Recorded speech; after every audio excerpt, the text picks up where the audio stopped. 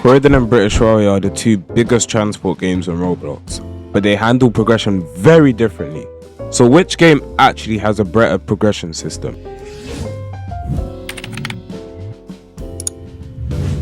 Progression isn't just about unlocking vehicles, it's about how rewarding the journey feels to reach your vehicles.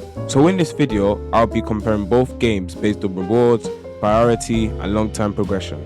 Let's get right into it. Let's start with Croydon. One of the good things is that Croydon has that no other bus game can even compete with is the number of vehicles they have.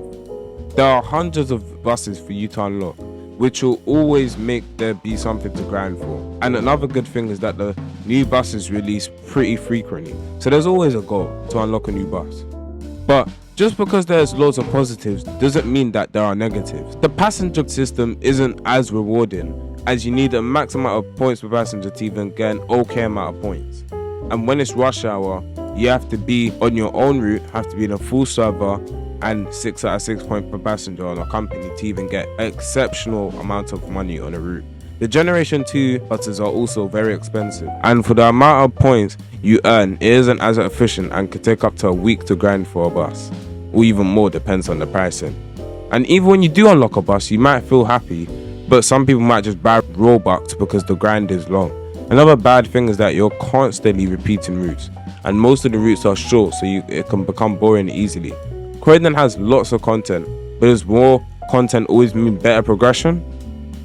Now let's talk about British Railway.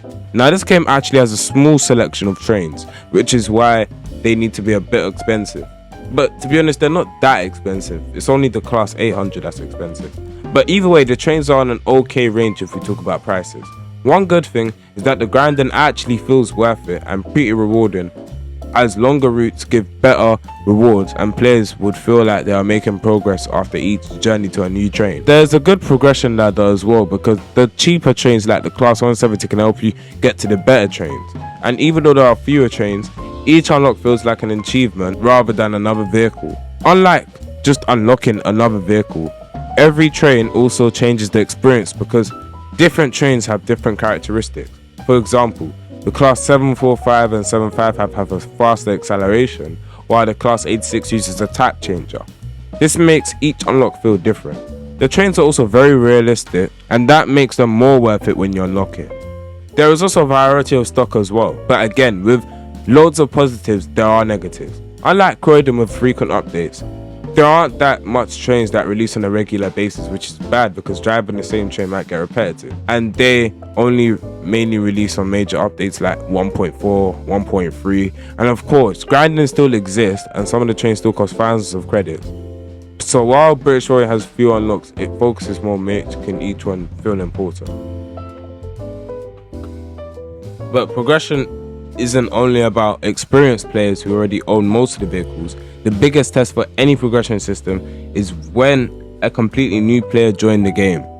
For new players, Croydon and British Railway take very different approaches. With Croydon, you start with 1,750 points. That's enough to buy the Embarrass 400. There are plenty of other vehicles to unlock in 4 separate companies. And there are very expensive buses in the Generation 2 Early Access pricing, but there are also buses on the Generation 1 side that are cheaper, but they do need remodeling. Overall, cheaper buses make beginners have something to aim for. Newer players may seem expensive. Gen 2 Early Access pricing buses feel far away, especially how the Early Access pricing lasts for almost a year. And grinding the same short, boring routes can feel repetitive. However, the same grinding issues still apply for newer players, especially when trying to save more expensive buses. In British Railway, it's a bit different. You start with the most ugly looking train, the Pacer, and once you progress through the trains, you'll eventually unlock the Intercity and other areas to gain more coins. Cheaper trains like the class 170 help players build up points, but each unlock, whether it's a train or an area, it brings you closer to the bigger and better trains that you would like. One downside is that there are fewer trains, meaning that there's less variety. But at least the trains are made up to a good quality. Croydon kind of addressed this by introducing early access pricing, where newer buses are extremely expensive at first.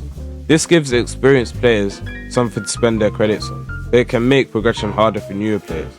Luckily, in the last update, they reduced some of the prices, making newer buses more accessible for newer players.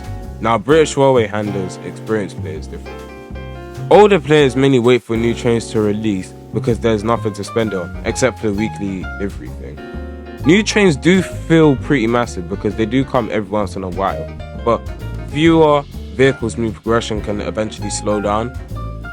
One advantage British Railway has is that the slow release schedule gives players more time to prepare for the new trains. Because new trains don't release as frequently, players can spend more time saving points and working towards the next big unlock rather than constantly feeling behind. However, this can also be a downside because players may run out of goals while waiting for new content.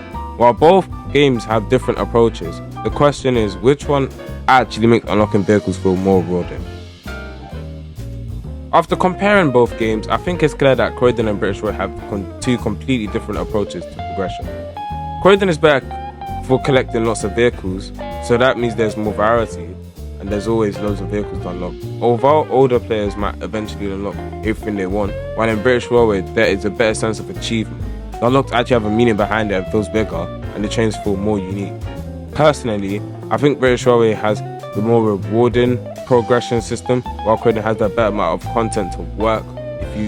If you like more progress-based grinding and more achievements like unlocks, while Croydon has the better amount of content to work. If you like more progression-based grinding and more achievement-like grinding, you could play British Railway.